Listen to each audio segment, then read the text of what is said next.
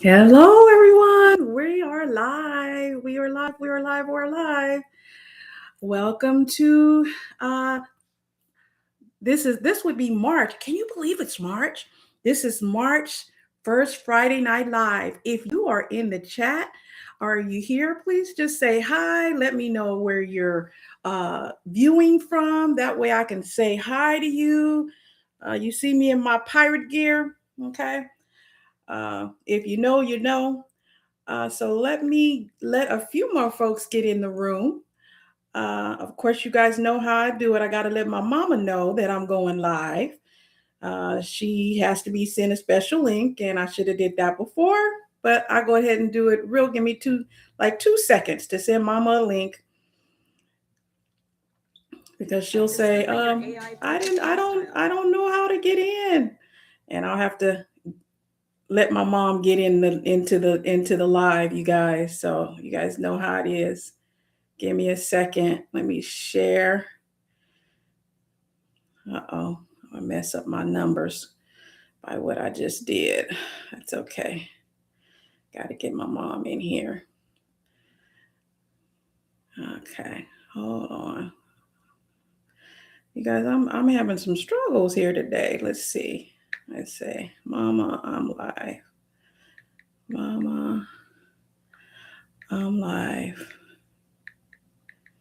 Here's the link.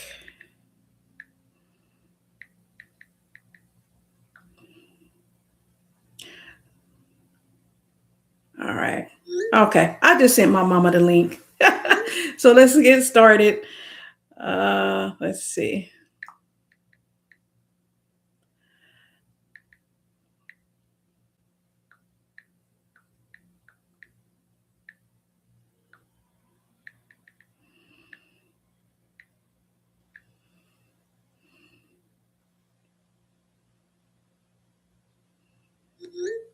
Okay. All right, let's get started. Oh, my mom is here. Hi, mama. Okay, I just sent you the link. Hi. Okay, you guys, my mom is here so we can get started. Let's go ahead and get started. And what I'm going to do is I'm going to briefly go over the channel milestones, which is something we do for those who are new to the channel at the beginning of each live. And I think what I'm going to do in the future, just letting you guys know after the fact, I think I'm going to go in and edit that out. Okay. I'm going to give it, but then I'm going to edit it out because it looks like my views drop off because people are coming to see what the segment is about. So I'll go over this really quickly. I'll go over the analytics and the channel milestones at this point. We have about 3,100, over 3,100 subscribers. Yay. We have almost 186,000 views.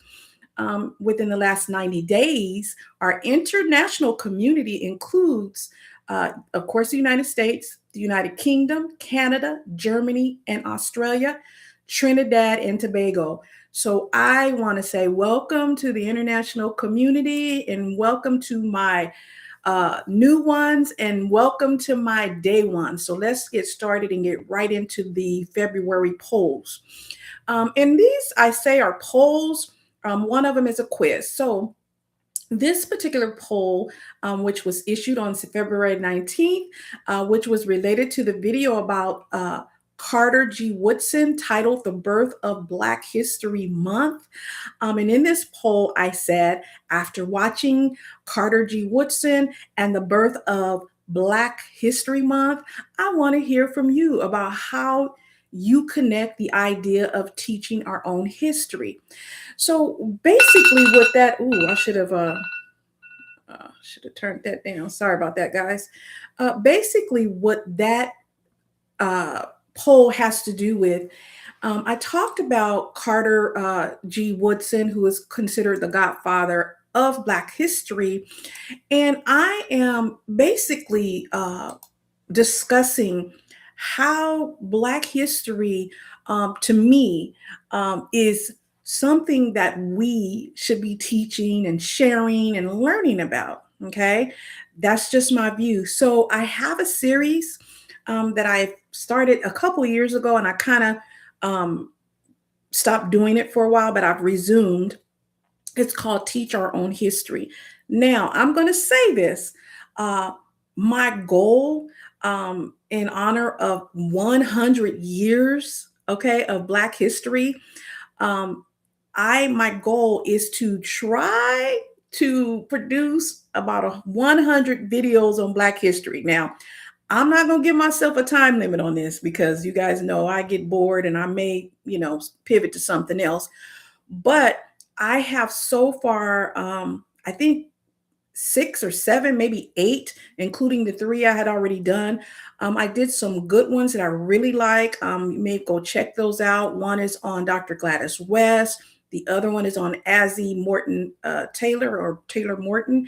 Very, very good videos, and I have some more coming up. So that said, I do this because I really, with people, them taking, like history out of schools and things like that, I don't worry about that kind of stuff because I'm like, we got Google, we have so many resources that we ourselves could use to avail ourselves of the information about Black history, and I think this is a time for us to start back reading again. Okay. When I was younger, I'm 60 now, but we couldn't look at a lot of TV. We had to read books. My mom would buy encyclopedias. And so the encyclopedias, that's when it took a long time, and it's all them volumes, and we had to read, pure and simple. We could look at a few hours of TV a week. One of them was, I think we got to look at Wild Kingdom. Okay.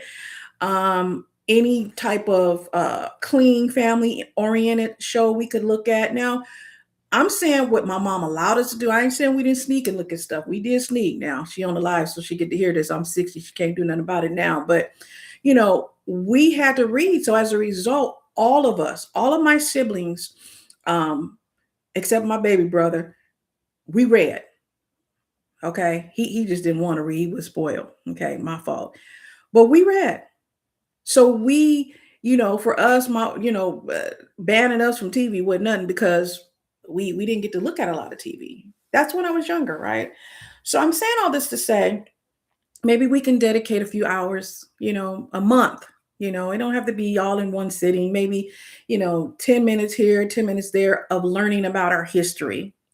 And that way, some of the young folks, oh gosh, I just thought about it. I get to say young folks. I used to be one of the young folks, but now I get to say young folks. Okay. So now it's our responsibility to ensure that our young folks know our history, period, point blank. It's not the school's responsibility. It's not TV's responsibility. It's our responsibility. So I'm doing my part. Okay. And I'm doing it in honor of my relatives who have passed on, my mom and dad who have not passed on, but then my grandparents who have passed on, my great grandparents, and my great great grandparents. Okay. From a young age, my mom taught us about where we came from. She taught us about, Africa and things like that. This was at a young age. Okay, so I'm going to briefly pivot to the comments. Hey, woman, well done. How are you? She says, "Hi, Colette and chat. This is an interesting topic, and I'm excited to hear what you have to say. Retiring the inner strong woman.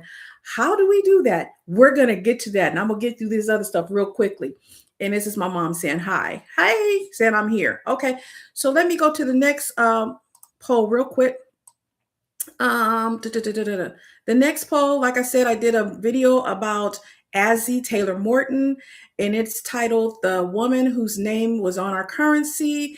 And this is an actual quiz. So I'm not going to give you the answer. You got to watch the video and answer the question. This is a quiz, and the answer is in the comments. The correct answer is in the comments. So this quiz says, let's see. Which historic role did Azzy Taylor Morton hold that made her name appear on U.S. currency? For the correct answer, see comments. So if anybody thinks they know that answer, they can go ahead right now and type that in the comments. If you think you know the answer, type it in the comments.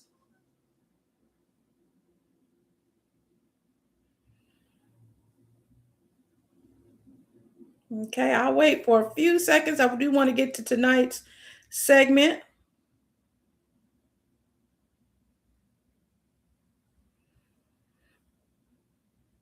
Okay.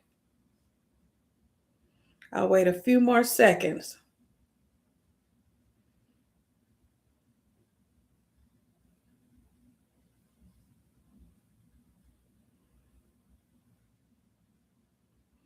Okay.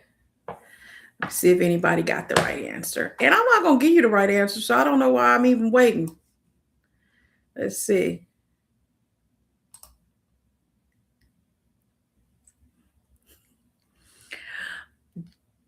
JSTEWII. That might be my cousin Joni, but I don't know. Um, I'm not gonna tell you the right answer. I ain't gonna tell you because I want everybody else in the thing to look. But her name is on our money. Some of our money that was issued between something 1977 and something before 1977. It was during the time that President Carter was president. So anyway, let's go to the next thing. I do want to talk briefly, and I did share already that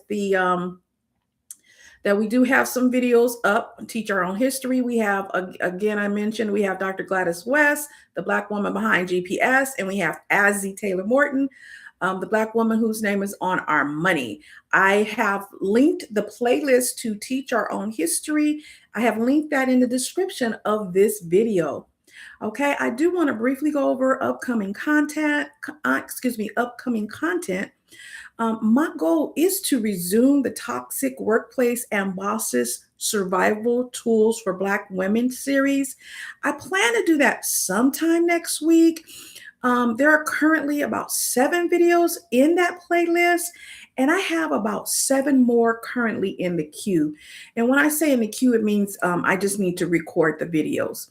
So for those who, look for those to be forthcoming.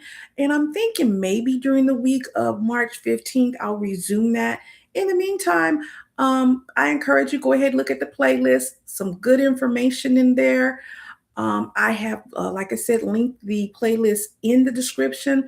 The other upcoming videos that will be coming, I'll be resuming the In These YouTube Comment Streets series sometimes this month. For those who are new to the channel, this series comprises my videos recorded reaction to comments. So I get comments all the time. Some of them good, some of them, you just want to whatever, and some of them, they make you ponder and think and research. So I respond to the comments. I respond to the ones that I decide. I don't go by if it's something I want to read or not. I do get some negative comments, but whatever. But I do respond to the comments. I try to choose the ones that will provide value to the community. Like if it's something that I think my answering or replying could help folks, I try to respond to those first. I have some that I want to respond to soon. So anyway, I just need to record those videos. I will be uploading those sometime this week. I have linked the playlist. I think I linked the playlist in the description. And then the other thing I want to talk about is I will eventually, because I have had people ask me about that, I will eventually go back and complete career advice guides for Black women. Now, this series is designed to help Black women navigate their careers with clarity and confidence, especially in challenging work environments. Now, we talk honestly about surviving toxic workplaces, leveraging your transferable skills, which is something that I did when I was in management in a state government agency.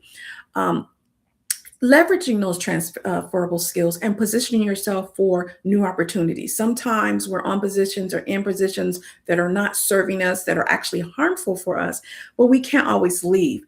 And so my personal philosophy is, yes, you may not be able to leave right now, but while you're there, start stacking your skills, things that you can take with you to your new opportunity, and you can leverage those, whether that opportunity is at another position, whether it's at another company or within the same company, whether it's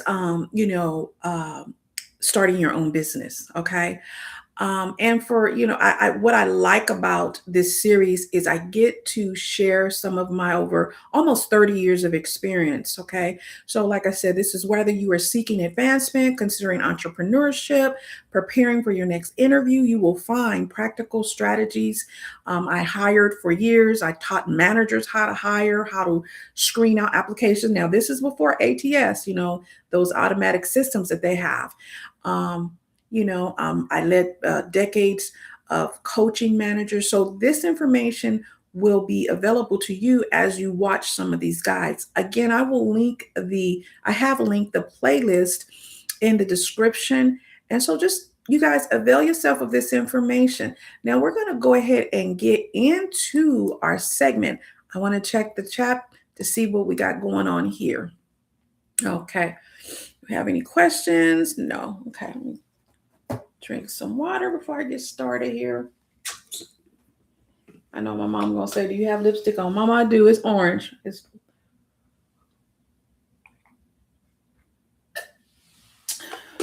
My mom was in the fashion industry for many years. In fact, she brought Fashion Fair Cosmetics. I don't know how old you guys are, but she brought Fashion Fair Cosmetics to the area in which I live in.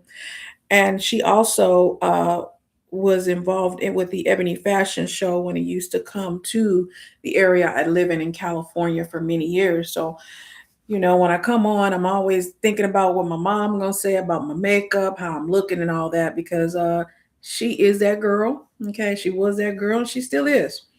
All right, so go to. Let's get into our segment.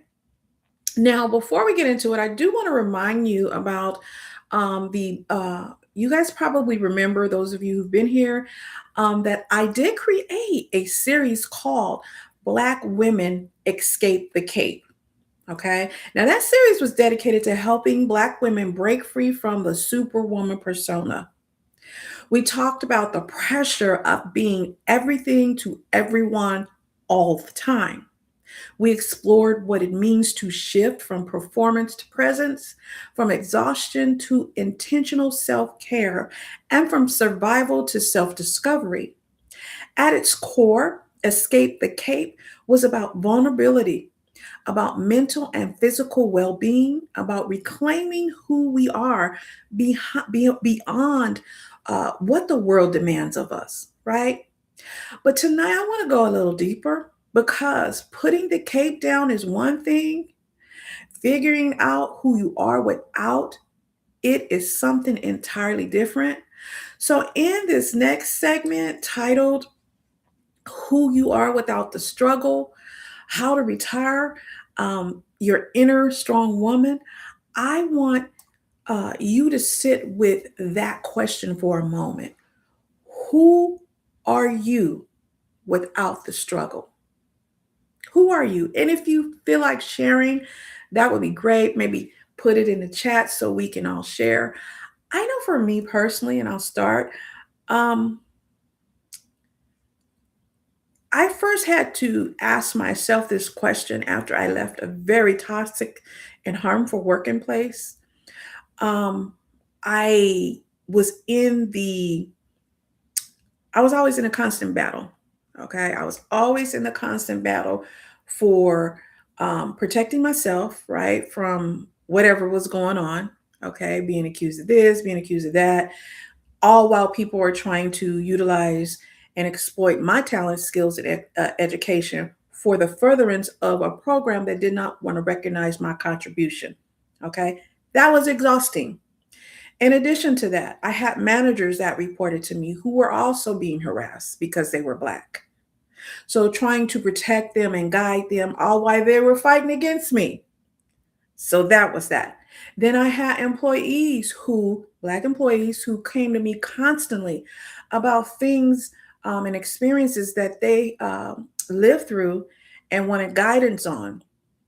And I would give them the guidance and the support and the listening ear. But do you know how exhausting that is? Especially when I'd say about 80% of them did not follow my instructions or my suggestions. And you don't have to do what I say, that's okay. But it just makes it a little difficult and exhausting when folks don't do, what you suggest. And then, some other stuff happens because they didn't. And then now you're starting, with more stuff that you have to provide coaching and guidance on. It is exhausting. Now, did I love it? I loved being there for my community, but it was very, very exhausting because sometimes, well, not sometimes, all the time, I knew things that they did not know and things I could not share, right? So when I am coaching or was coaching individuals, it was from a place of having additional knowledge, not as just a black woman, but as a person in upper management that knew things. Okay. So I had to be very careful and not divulge some of the things that I knew that were being discussed about this person. In other words, many of the concerns that folks gave me, they were true. They were valid concerns. The things that they thought that they were experiencing because they were black, it was because they were black. Okay. And I'm not a person who says everything is because you're black. I don't believe in that. Some stuff is because, you're not doing A, B, C, and D. And those folks um, who were experiencing things because of who were experiencing the consequences of their actions or inactions, I told them that too. Okay. So I did keep it real in love. All right. So let me look and see what um so when I left, and I'm looking at comments. So when I left that position, I found myself saying, who am I? Right? Who am I without being the face of folks? I could not personally mention union stuff, even though my indirect employees were union members because I was in management. And plus, the union didn't really do anything for the black people. Okay, they did it for other folks, but it was not for the black folks. So for me, that was my struggle. Who was I? Once I left that toxic job, once I laid down that struggle, once I laid down that cape, who was I? I had to ask that question. I had to ask that question. And I, like many people, answered, I'm a mom. Well, that's a role I play. Okay. I'm a daughter. That's a role I'm in, right? I'm an aunt, right? And so let's see what the comment says. Woman well done said, I know that's right, mama. You raised Colette well, and she always put together nicely. Oh, thank you. My mom probably over there she's over there smiling. Hey, we got Marissa Price in the house, you guys. And I'll talk a little bit more about Marissa in a minute. Oh, she says, I look beautiful. Thank you so much. So let's go ahead and move into that segment. Did anybody want to put the question that I asked before? Some of you may have gotten here is, um, let's see, who are you without the struggle? I know my mom, I'll say this, I'll put her business out a little bit, not too much, but I have always been that person who looked out for the underdog. That's just who I am. Okay. And sometimes looking out for the underdog, it costs you something. I know on my job, there are certain things that I paid the price for.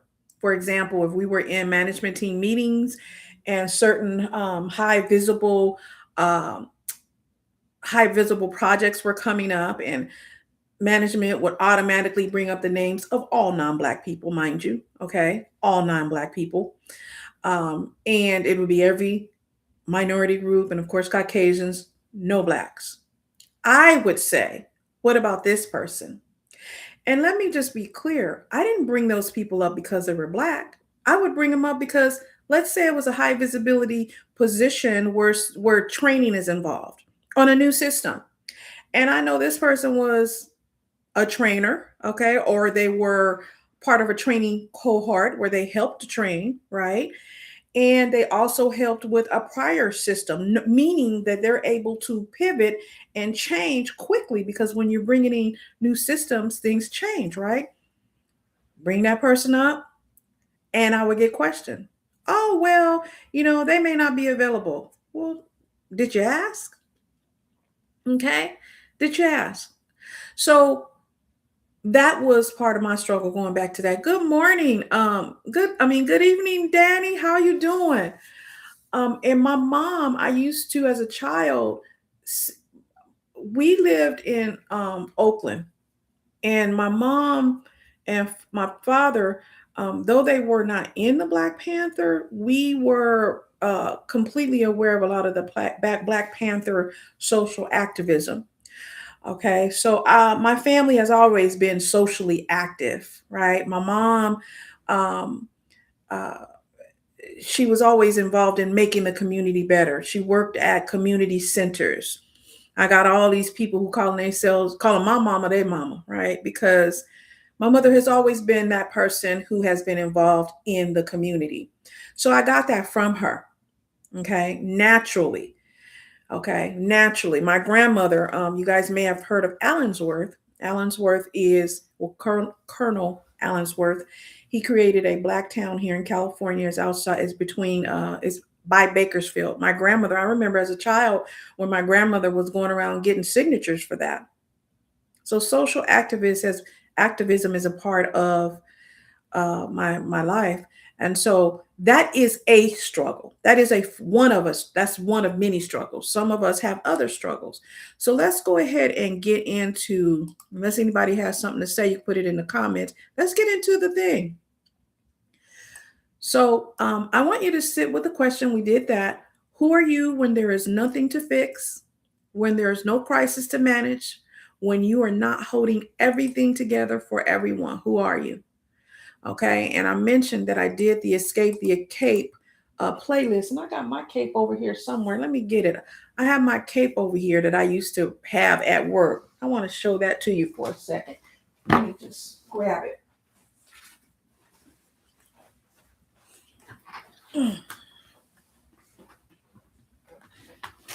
So here's my cape, you guys. This cape, I had this cape at work. Okay. This is the cape I had on my chair. I used to love Wonder Woman. Okay. So this was on the outside of my chair. This was how it had it. So I literally had a cape. And the reason why I had a cape, because me and a few of the employees who sat around me, we all had nicknames. We had nicknames for one another. And I think my name was either Get It Done or Wonder Woman or something. I don't know what it was. But anyway, that's my cape. All right. So I had to retire a physical cape, y'all. All right. So let's go ahead and get started. Let me look at the comments and let's get started because I do want to get off here in 1 hour. Oh, Danny says she's fine.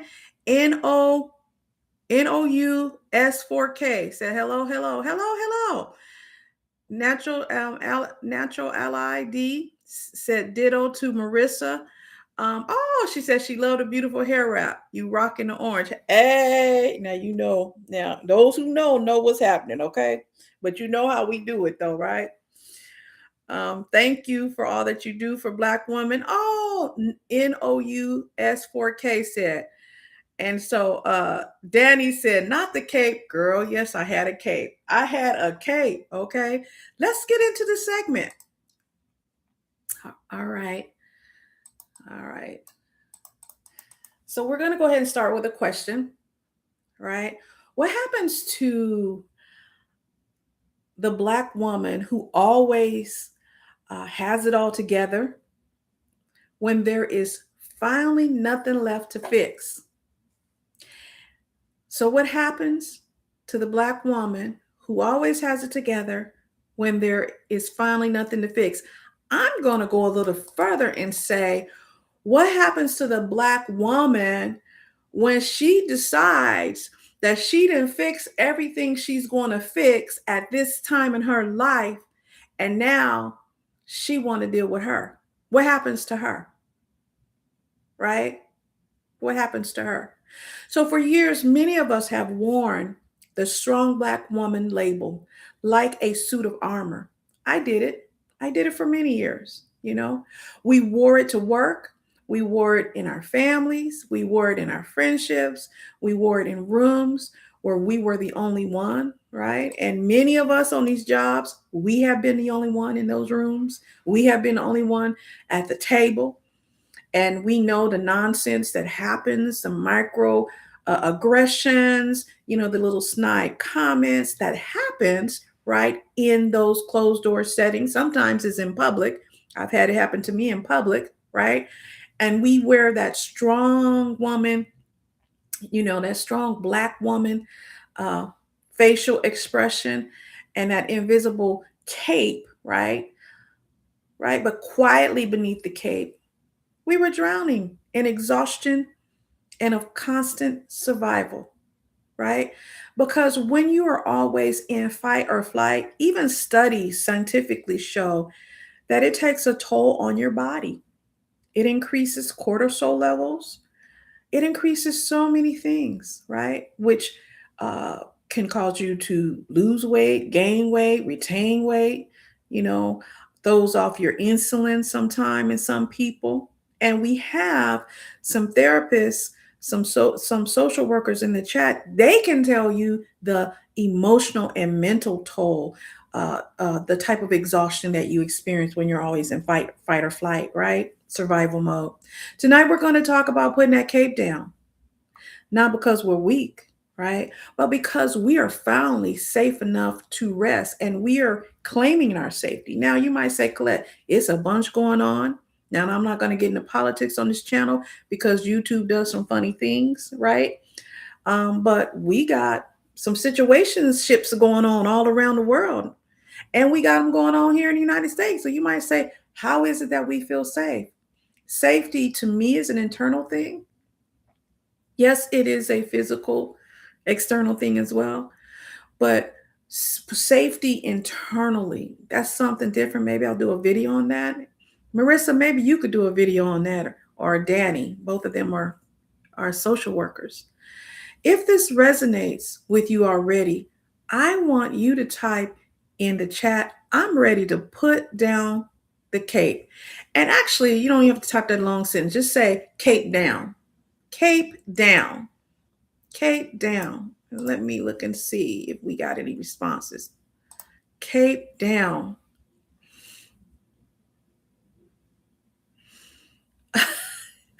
Somebody say, no, not the cape. Hi. Okay. So cape down. Wait a minute. Woman, well done.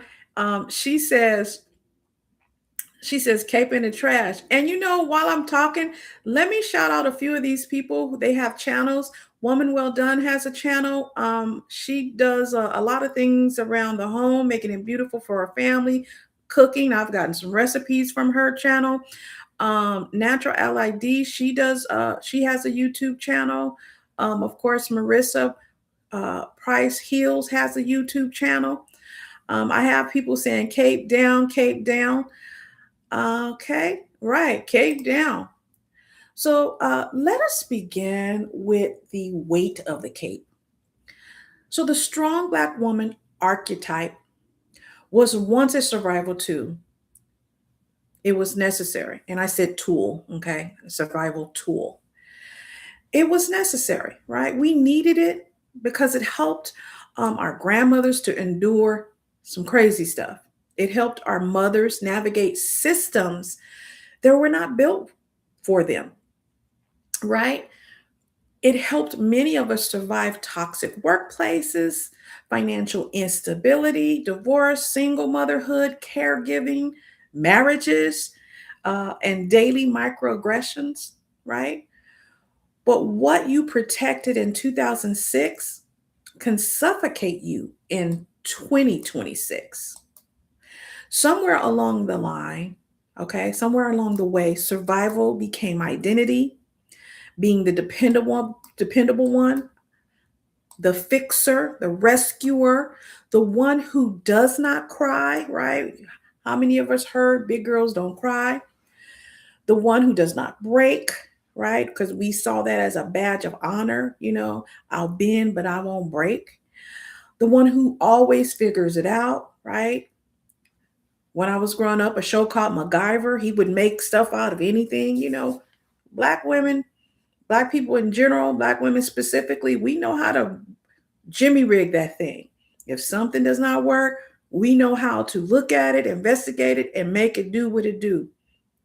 And then we do it looking good, right? That's just the style. That's who we are.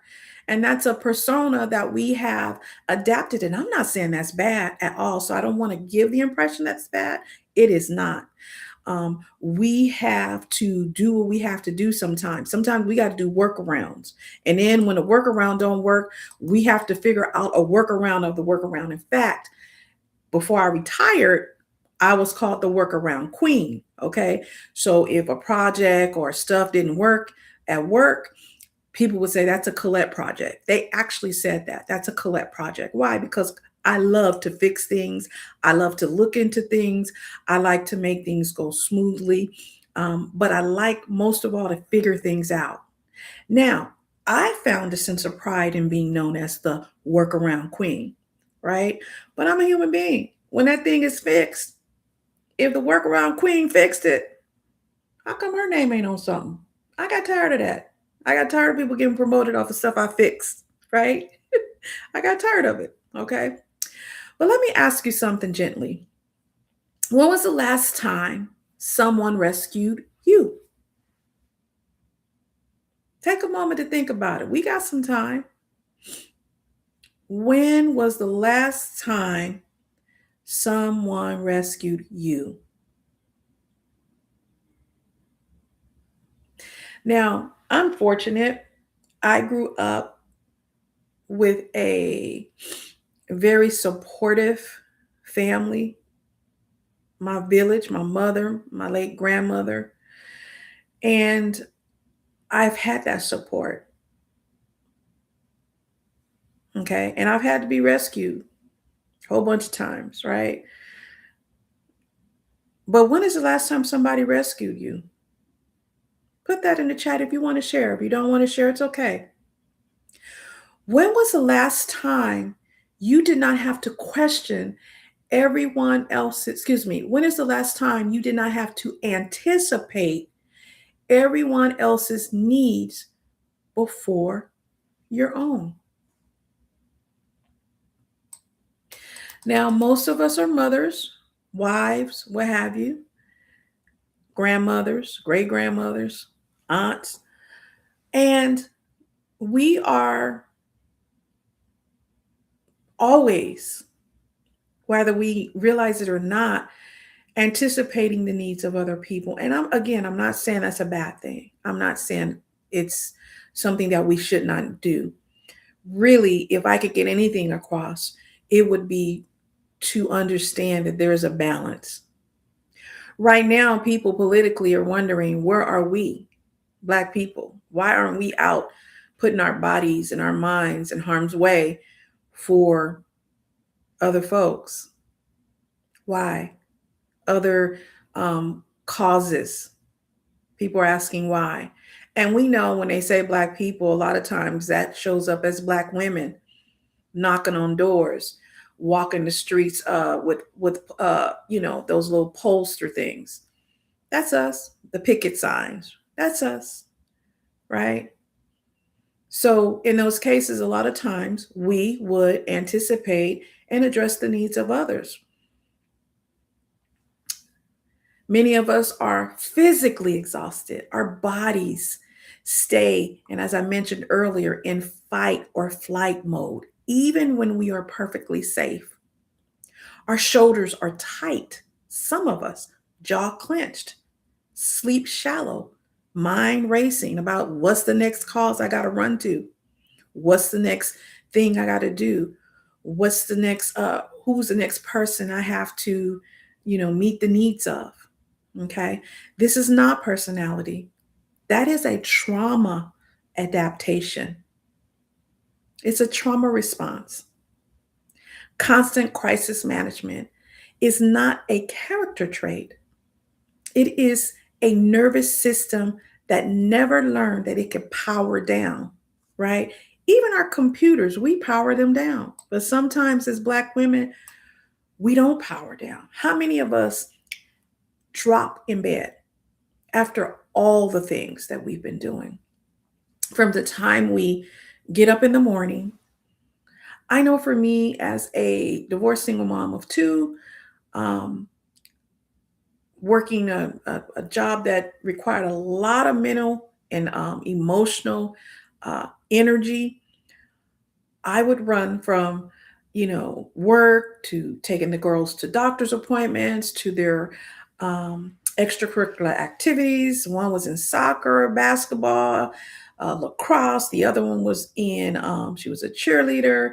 She did theater arts, gymnastics, both played piano. So I was running from the time I got up in the morning until the time I dropped in bed. Okay. Never powering down.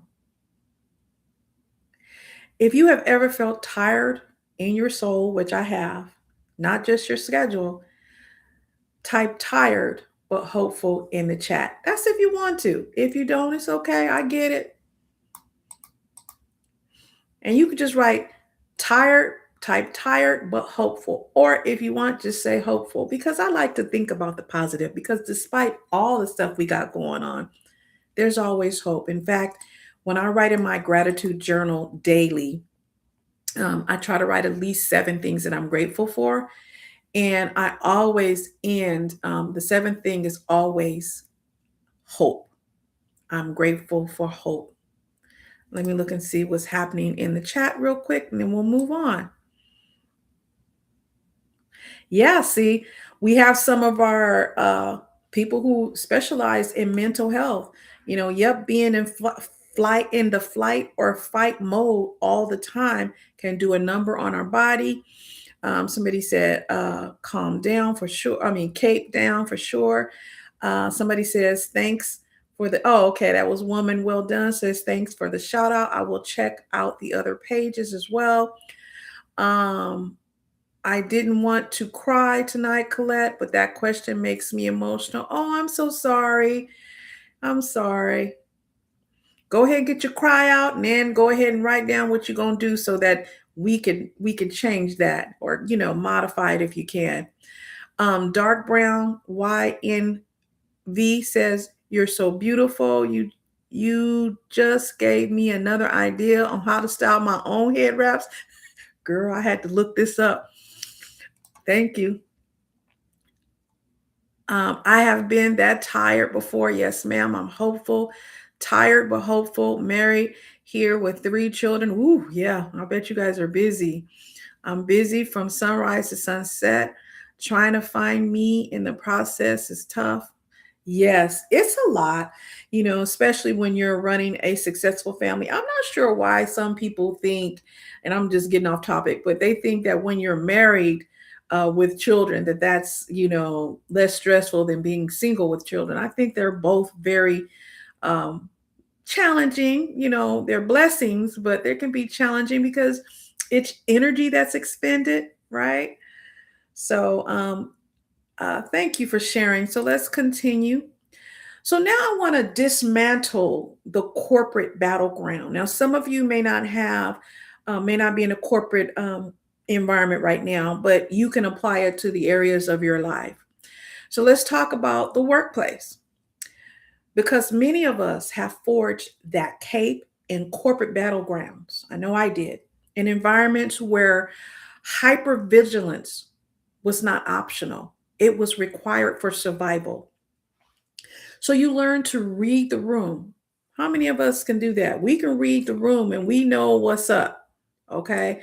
I think if that's one of our, if we have superpowers, and I think we all do, I know one of them for Black women is being able to read the room. We know how to read that room. And we know when other people do not know how to read the room, right? We know. Okay. Because, like I said, many of us have forged the cape in corporate battlegrounds and environments where we were hyper vigilant. And, hypervigilance wasn't optional, right? We learned to read the room before we sat down.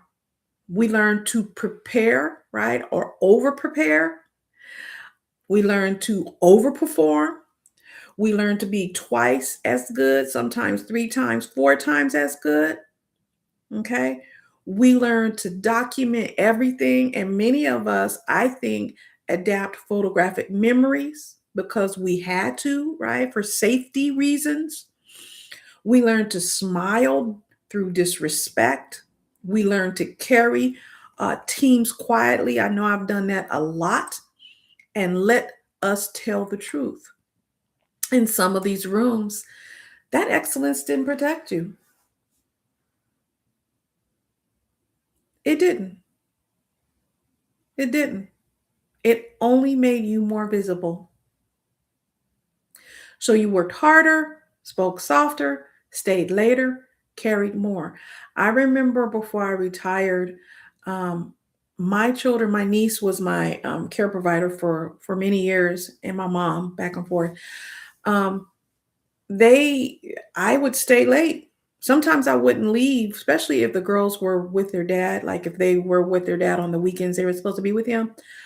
I would work until 12 midnight in the office. This is before remote stuff. 12 midnight, getting caught up on stuff. In fact, other managers would call me on my office phone, 8, 9, because they knew I would be in the office. Okay. And that's not a flex. That wasn't a flex. And it did not protect me. And it did not help me to get promoted. It did not help me to be valued. It didn't. It helped me to be exploited. I was taken advantage of. And am I complaining about it? No, no, now, no, because I am able to share that information with the younger generations, um, sisters who are going through this can understand, hey, you're not by yourself, but we can, decide, hey, enough is enough. Put up those barriers, right? Boundaries, and decide how we want to show up in our workplaces. That overperforming was not ambition alone, it was protection. And yes, I thought for many years that if I do this work, first of all, I'm the type of person when I start something that I'm into, and I want to fix something, I want to fix that thing. Okay. But I also thought, that it would be reflected in some of my appraisal reviews. It would be reflected in some of the feedback that I would get, but most of the time it was not. Anytime that I gave contributions, and I'm talking about me working late, me myself, not other people, it came back as, oh, the team did this, the team did that. And, that was, I mentioned earlier, us carrying the team silently. Okay. But here's the shift: overperforming in an environment that does not prioritize your well being is self abandonment. Now, I'm going to say that again for the people in the back, and maybe somebody can type it in the chat box. Overperforming in an environment that does not prioritize your well being is self abandonment. You may say, how? Because when you are working, in autopilot, you're working every day, all day, and your only focus is external. And in this case, we're talking about the workplace. We all only have 24 hours a day. There's no time left, right? There's no time left. So you sort of abandon us, okay, us super women, okay, former superwoman here. Um, we kind of abandon some of the things that help us to be better, feel better, self care, right?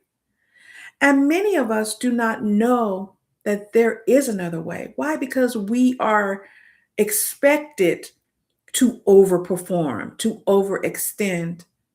We're expected as Black women to do that and to not complain about it. Not complain about it. So, what does dismantling the corporate battleground look like? Okay.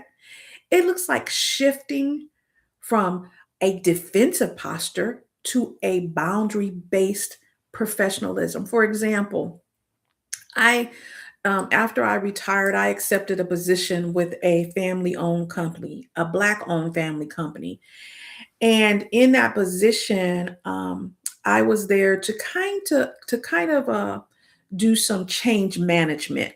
There were some changes going on in the company, and I was brought in to sort of calm things down.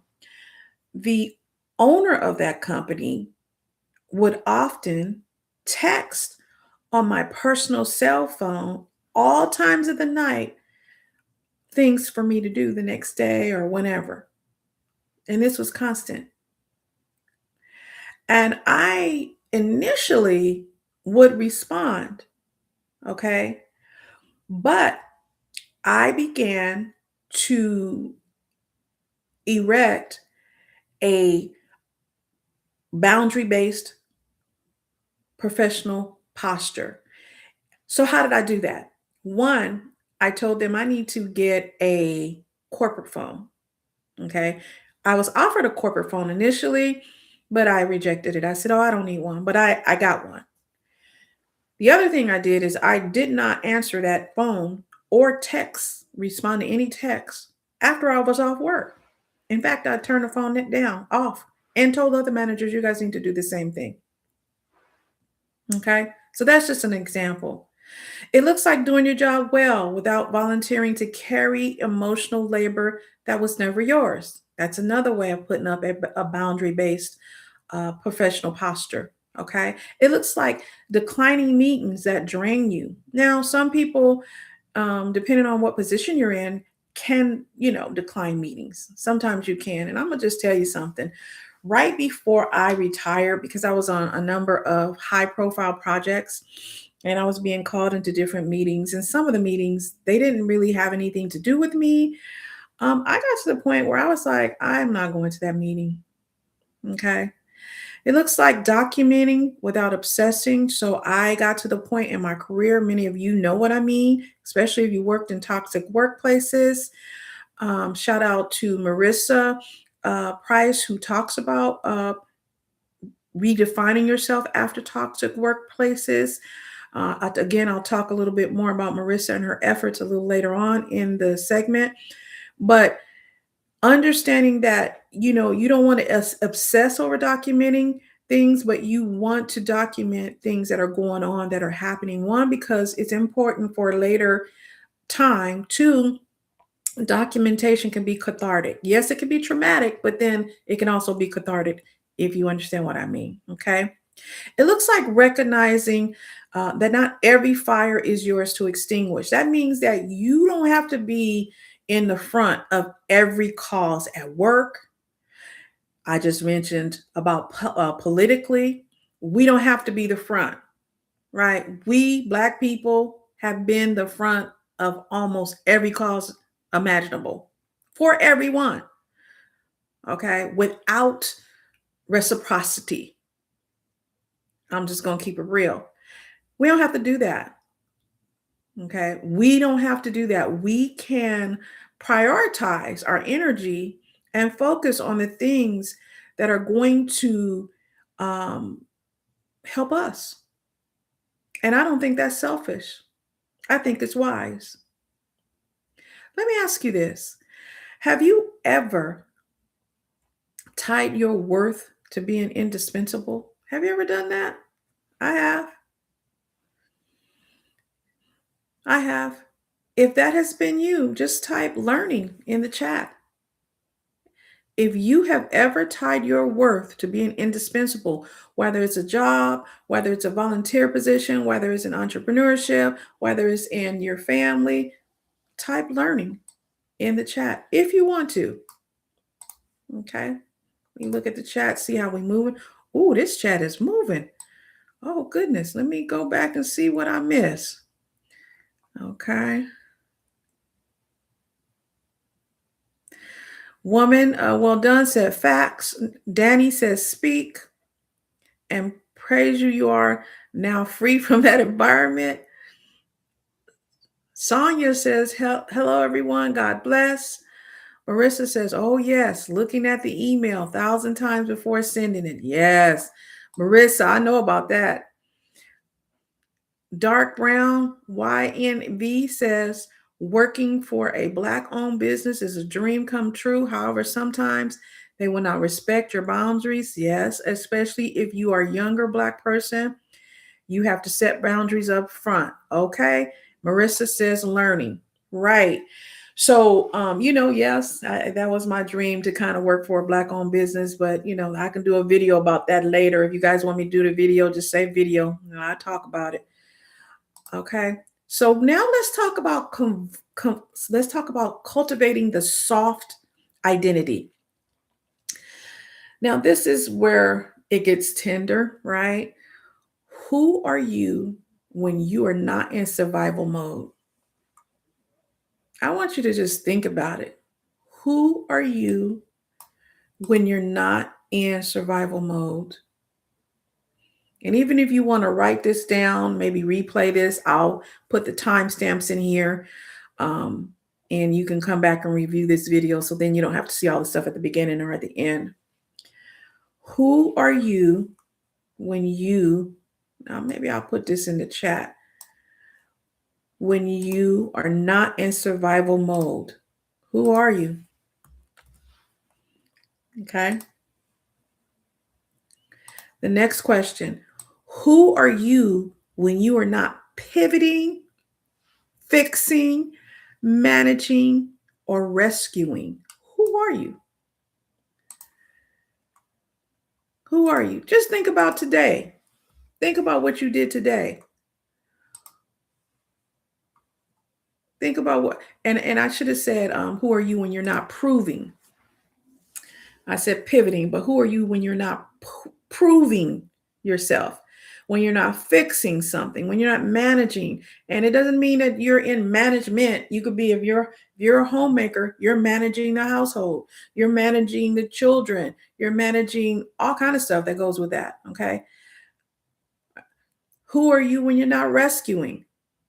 Okay. Just think about that for a few seconds. Many Black women struggle here because struggle has been the backdrop of many of our identities. And it's a trip because some people, when I say struggle, they think I mean struggle financially. No, I'm not talking about necessarily financially. It could include finances, but our struggle is not just finances. And in fact, many of us, we okay with the finances. It's other stuff. Struggling with, prioritizing what we need to do to ensure that we're okay. All right. We were praised for endurance, rewarded for resilience, admired for strength, but rarely celebrated for softness, for joy, for rest, for play, or for stillness. There is a reason the soft life conversation resonates so deeply right now. Softness for women is not laziness.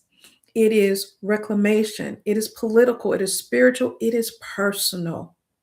Okay. Soft authenticity means I do not have to be impressive to be worthy. I do not have to be exhausted to be valuable. That, remember the question I asked is, how do you tie yourself to being indispensable?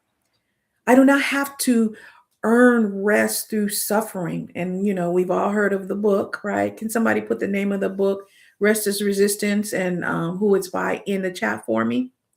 Imagine a life where your peace is not a reward for surviving the hard week. It's your baseline. And what do I mean by that? You start at being well rested. Okay? Well rested. For a minute, just close your eyes if you can. Imagine waking up without scanning for threats. Okay? Imagine working without bracing for impact. Imagine resting without guilt. Let me tell you something. That woman exists. She's not weak. She's not regulated. If you are willing to explore that version of yourself, type soft. Does not mean small. And all you got to do is type soft. Just type soft if you feel like it. Let's see what's happening. We're going a little bit over. Okay. I'm going to read a chat pod. Somebody said video. I had a similar experience in college and would love to hear yours. Okay. I'll go ahead and talk about that. Okay. So let's talk about next. Let me see. Let's talk about permission to be unproductive. So I'm going to share this with you. I retired in December 2021. And I went to this person for eye surgery. It was for a consultation. And when he asked me, what do I do for a living? I said that I am retired. I'm retired. So he looked at me and he looked at me, and my mind didn't tell you this part, but he looked at me like, oh. And then he said, so what do you do all day? That's what he asked me. And like that, I couldn't believe it. I was like, I don't understand. He said, so what do you do all day? I said, nothing. Okay. I don't do anything. So, I was like, and I had another person ask me that. Okay. I had another person ask me, so what do you do all day? It's like people have a problem if Black women aren't running all day. They got a problem with it. What's the problem? I was running, okay, for 40 some years of my life. Now I'm relaxing. I'm doing what I want to do. I don't look at the I don't look at the clock if I don't want to. I get up when I want to. Now I do need to get up a little more, but that's just what it is. Okay? That's just what it is. So let's talk about permission to be unproductive. Let me give you something radical tonight. You have permission to be unproductive without being unworthy. That productivity uh, thing, I'm not saying that we shouldn't do stuff. We should do things, right? To better ourselves, make our lives better. If we should, I believe we should do those things. But I don't think that we should tie our worth to being productive. My personal belief is that this is a root from the chattel slavery that we were forced to participate in, where you had to be productive, right? And then after the Emancipation and Proclamation, when it was illegal to enslave others, because we know we still have slavery going on. According to the 13th Amendment, a lot of people that are in prison, they're enslaved. Okay, let's just keep that real. But after the Emancipation Proclamation, when the greater society, those enslavers who had gotten and reaped the benefits of free unpaid forced labor for years to amass large, mansions and amounts of wealth, when they had to pay for that same labor, then those who produced that labor, that's when we got branded as being lazy. That's when that happened. And so I think that as Black people, as Black women, we have internalized that somewhat, to feel that if we're not productive, if we're not busy every moment of the day, we are lazy. I'm saying that is not true. That's cap. Okay. You have permission to be unproductive without being unworthy. If you haven't heard that before, I'm telling you now. You have permission to log off, to shut down, to say no. I did a video about Michelle Obama where she did not attend the inauguration of the current president, and people had a fit over it. They wanted to know why. She don't have to tell people why. Okay. You have permission to not answer immediately, meaning you don't have to explain. Okay. You have permission to not have a 5-year plan mapped out during your season of healing.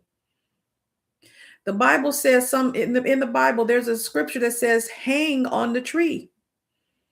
I believe that hanging has to do with healing, growth, preparation for your next transition, period, point blank.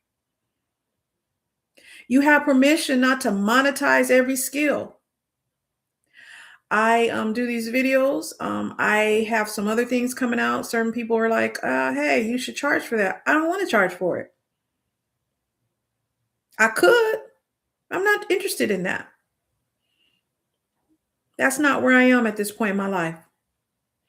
You have permission not to turn every hobby into a side hustle. Okay. I am even retiring the word hustle.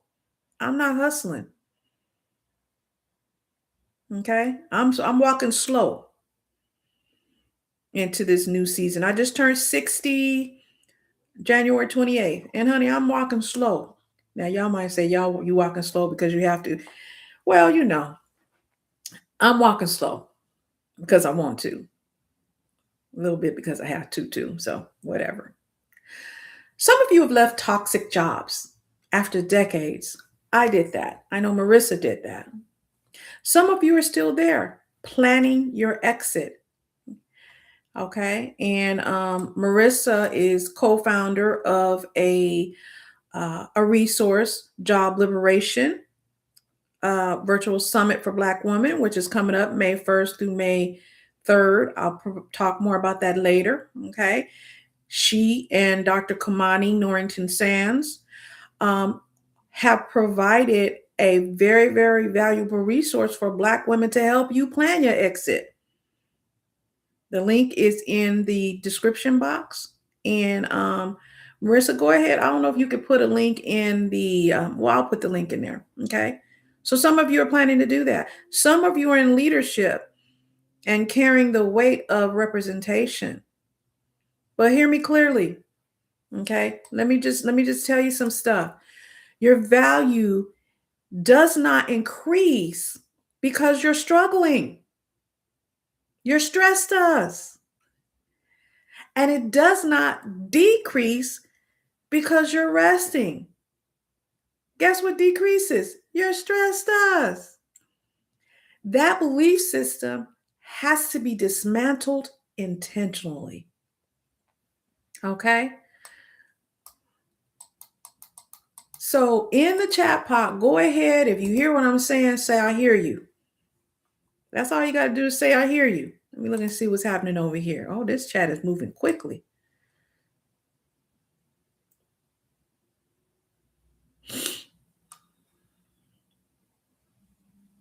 Somebody says, I have to go back through this with my notebook and pen to really ask myself these questions. Yes. If you want me to do more videos on this, just let me know. The book that I was referring to, thank you, Danny. Danny has a channel called Natural LID. The book that I referred to earlier by Trisha Hersey is called Rest is Resistance, a Manifesto. Somebody says resting without guilt is a big one. Yes. I know it was for me too. Now I can get my rest on. I don't worry about it. I don't pick up calls. I don't even worry about it.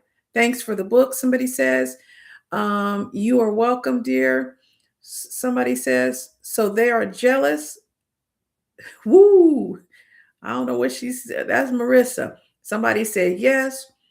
Somebody says, I don't mind telling them unapologetically, I spend my entire days living my life. I don't go into more details than that. I don't owe them any explaining. That's dark brown. I know that's right. Somebody gave her a high five. Somebody says, kudos for you. I know that's right. Only as need to know basis. Somebody says, you look good, Colette. Oh, thank you. Somebody says, I agree. At dark brown, we don't owe anybody. Somebody says they hear it. They put an ear. I just love our people. I just love me some us. Okay. So let's talk about a future without the struggle. Can we go there? Can we go there? So what does a future without constant struggle look like? Just think about that. And so that future may look different for everyone, right? My future without struggle may look different than your future without struggle. Okay. It looks like building a daily routine that centers peace as non-negotiable, right? Don't mean that we don't go to work. Don't mean we don't go grocery shopping. Don't do the laundry. Don't. It means that everything you do is centered around peace, and that's okay. It looks like morning practices that regulate your nervous system before you check your mail. And I would say, even before you get on social media, even before you check your Instagram, your phone, your text messages. For me, it is reading a scripture, praying, and writing in my gratitude journal. I find if I miss any of that, I'm and that's me being retired. I'm all over the place. It looks like boundaries that protect your weekends. I spoke in prior lives about my oldest daughter. She practices the Sabbath on Saturday. She shuts down. Okay, she shuts down and do her thing. It looks like therapy. I do that once every 2 weeks. Coaching, prayer, journaling, walking in silence. Excuse me, walking and silence. That's what a future without struggle could look like. It could be, it looks like friendships where you are not the strong one, just the human one. It looks like community that celebrates your essence, not your utility. And let me go back to friendships. Regarding friendships, I know for me, a future without struggle is being in friendships where, I can be myself and I'm still loved, right? I have girlfriends who I've been friends with for over 45, 50 years, and they know I'm who I am, right? I don't have to explain stuff to them. Not that we always agree on everything, but they love me, right? And I love them. They know my stuff, and I know they stuff, right? Um, I also, for me, friendships look like, hey, you calling me and I'm calling you, right? But we ain't got to talk every day, right? Because we live in our lives, right? So, who in your life knows you beyond what you do for them? Let me say it again. Who in your life knows you beyond what you do for them? Why? Because what we're getting at is we want our life, our relationships, our friendships, I'll put it in the chat pot. We want them to go beyond being transactional. I do this for you, so you do this for me. And when I said I want, friendships to be reciprocal, I don't mean transactional because some of the things I do for my friends, they can't do for me. And some of the things they do for me, I can't do for them. Okay. Let's see. Look at the comments. Somebody says it seems so far away for me. LOL. And a future without struggle is a dream. Aw. And she says her husband is also a Sabbath observer. Yes, yes. Okay. And here's the hardest part, embracing the unknown version of yourself. Because when you stop fighting, there will be space. And space can feel uncomfortable when you're used to chaos. But that space, sorry guys, I should have turned this off. But that space is not emptiness, it's possibility. The woman you are becoming may be quieter, she may be slower, she may, choose differently. She may leave environments sooner. She may speak up for herself faster. She may rest more. She may earn less for a season and gain peace for a lifetime. Because you guys have always heard me say, those who've been here since day one, that all money ain't good money. And she will not apologize for it. And I'm going to go a step further. She will not surround herself, okay, She will not surround herself with people who require her to apologize for the new her. This is the woman without struggle that I'm talking to. Now, I got to say this, and I'm going to just be real about it. Some of us are addicted to chaos, addicted to struggle. And maybe addicted is not the right word. Maybe just accustomed to it to the point where when we get in a situation where it's not chaotic, where there is no struggle, we're lost. We're lost. But we don't have to be. It is different when you're used to things being loud. It's different when it's quiet. It's something we got to kind of get used to. When we're running all the time, and now we like, it's different. When I first retired, I'll share a story with you. When I first retired in 2021, I had gone to the dentist.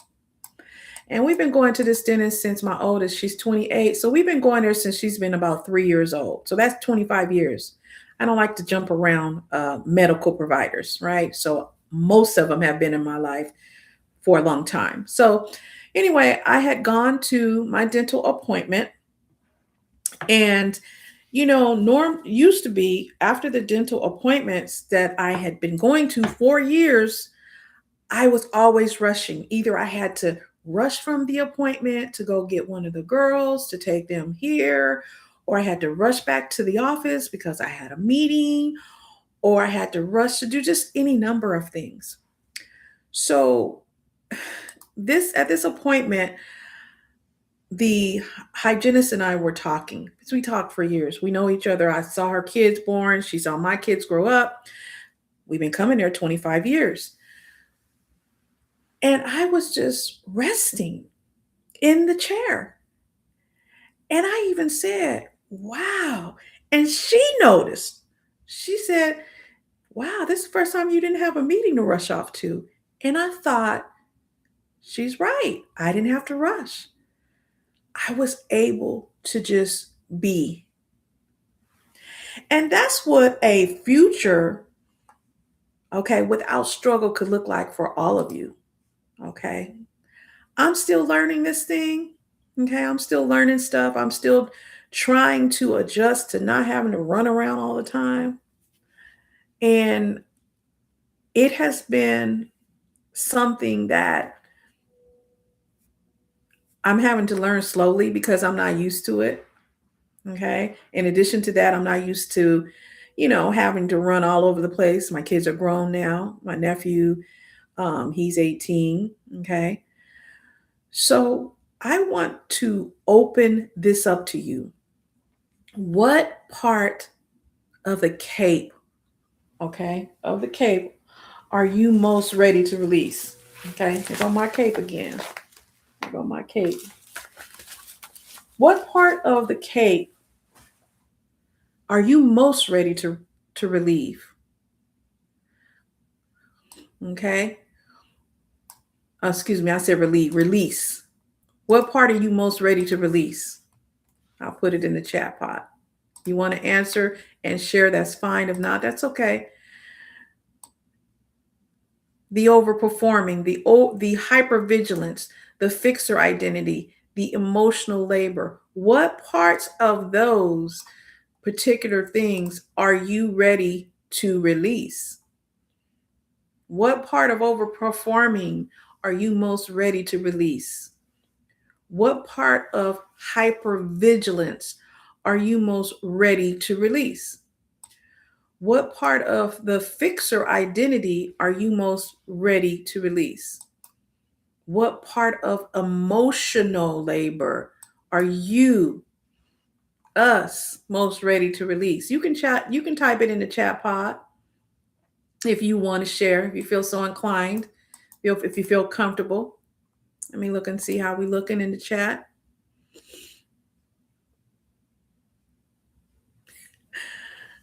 She says, I told you the entire cape is in the trash. I know that's right.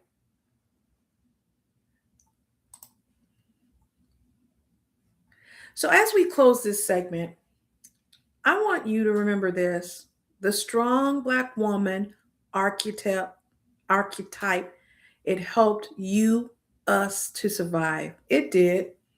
We love that woman. We love that strong Black woman. We love her because she protected us. She helped us through some traumatic times and many times some hard times. You know, we're not trashing her. We love her. We gonna just give her some rest.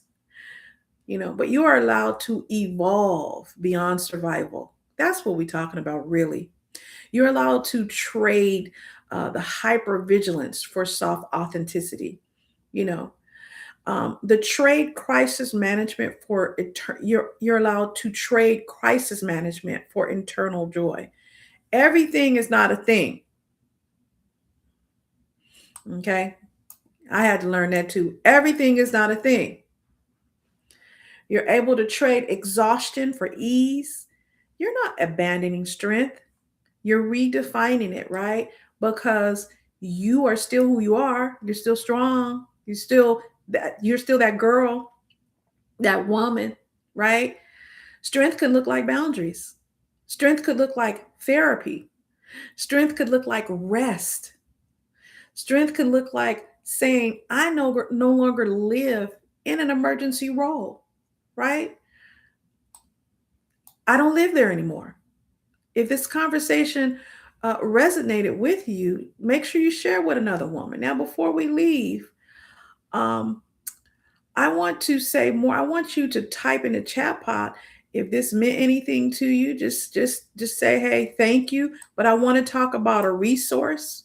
Okay, okay, that I want to share with you. Let's see. Let me find it. Let me find it. Let me find it. Okay, I'm sorry. Type in the chat pod. I am more than what I survived.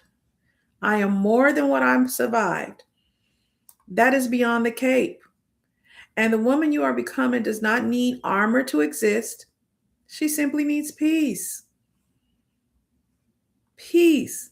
Take a breath and let us continue the conversation together. So now I just wanted to let you know that I did create a personal vision and mission statement playlist that's going to be in the chat pod.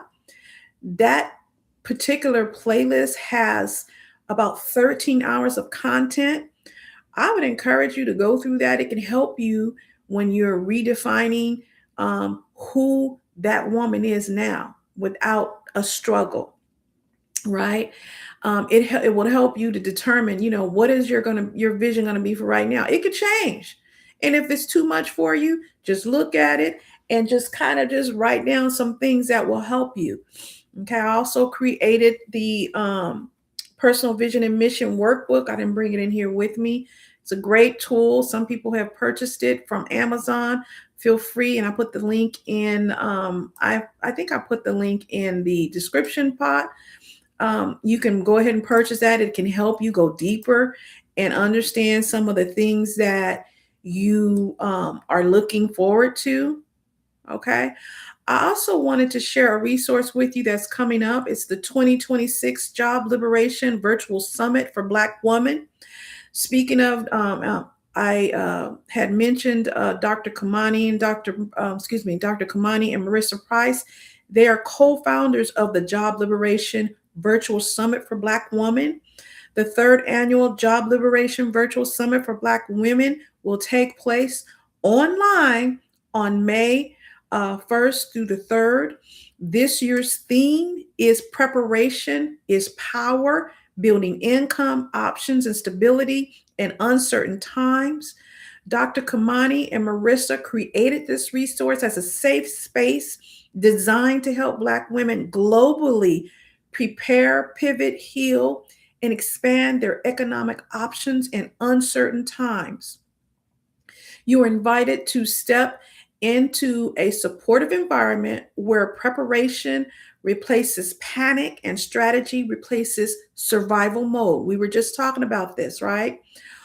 Over 3 powerful days learning from 20 dynamic Black women thought leaders. You'll gain practical tools to strengthen your financial foundation, explore aligned income pathways, and heal from workplace harm, all within a community that sees you, that understands you, and that uplifts you. The future is only possible, the future is not only possible, it is buildable. And we're here to support you in creating income beyond a single paycheck, making career moves from clarity instead of crisis, and designing a life rooted in sovereignty rather than burnout. I encourage you guys to join the waitlist for this amazing resource. And guess what? I will be serving as a featured speaker. I have placed the link in the description, and let me see if I can place it in the chat pod. Let's see if I can get it in there. Hold on one second. So I'm pretty excited. This resource is very helpful. I think I can get it in there. There it is. There's the link. I also wanted to share with you that I was on Marissa Price's channel. Some collabs. I did a collab with her. I was on her channel last week, and I have the link to that particular collaboration. It was called Refining Our Worth, Black Women Reclaiming Self-Love Across Generations. It was amazing. I loved it. And then before that, this particular collaboration was a follow-up to the collaboration we did on my channel, which was called Two Black Women, Two Generations, One Honest Conversation. It was amazing. I loved it. I have placed the links for both of those videos in the description. And then the other thing I want to share is I will be on Dr. Kamani Norrington Sand's channel this Sunday at 5 o'clock Pacific Standard Time. Girl, I forgot what we're going to be talking about, but I'll be on her channel. And I have linked her channel in my description for this video. Let me see if it'll fit here. I think it will fit here. Yep, there it is. Okay. All right. So that's all I have today. And let me go through the comments and say, let me read the comments real quick. You were finally resting, even in place where most would feel anxious. The dentist. That's right. And I love going to the dentist. I have great teeth. I love going to the dentist. And just being is enough. That's right. I told you the entire cape is in the trash. That's right. Release, dear. I released that. That's good. I'm releasing the fixer stabilizer. Beauty Refined 1601. Welcome. I'm this first time seeing you. Welcome. Thank you for coming. Blessing indeed. Thank you, Colette. This one says, thank you. This was helpful. Thank you so much for sharing. I needed this 3 years ago. I know. Marissa, that's why I do the channel. I'm doing stuff like you that I needed for myself. Oh, my mom says I'm ready to burn my cape. And she put fire. Oh, look at my mom. Natural LID said, woohoo, congratulations. Woman, well done, said I watched the replay of Marissa on your channel. It was good. Thank you so much. Again, I'll be on Dr. Kamani's channel. Marissa says, thank you so much. Danny says, thank you. And I want to thank each and every one of you for being here. If you have not done so already, please remember to hit that thumbs up. It really helps the algorithm. And if you're watching on the phone, you get a chance to hype it up. Sometimes on the phones, it'll say hype this video. If you hit the hype, it'll hype it and give some points. I don't know how it works, but let's go for it. Anyway, I want to thank each and every one of you. Thank you. Back to you, Dark Brown. Thank you. Thank each and every one of you for staying here, being here. I will see you in the next live. I do have a video I hope to have out next week. Again, thank you. Go to all of the different resources. Check the description And I will put the timestamps in here for those who want to go back and just go to the segment part. I'll probably have it done within a few days. Give me about 2 days to get this done. Peace and blessings to all. Good night. And love you all. Thank you so much for sharing. I love you guys. Thank you. Bye.